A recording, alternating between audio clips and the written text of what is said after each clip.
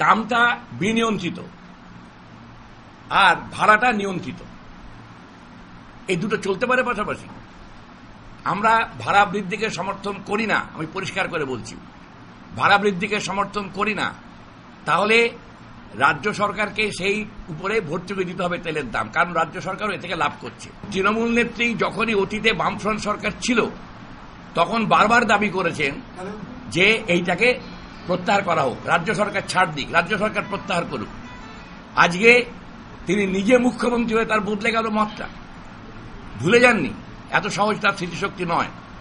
শ্রমিক কর্মচারীদের স্বার্থে, যাত্রী সাধারণের স্বার্থে আমাদের এই নীতির বিরুদ্ধে আমাদের প্রতিবাদ করতেই হবে।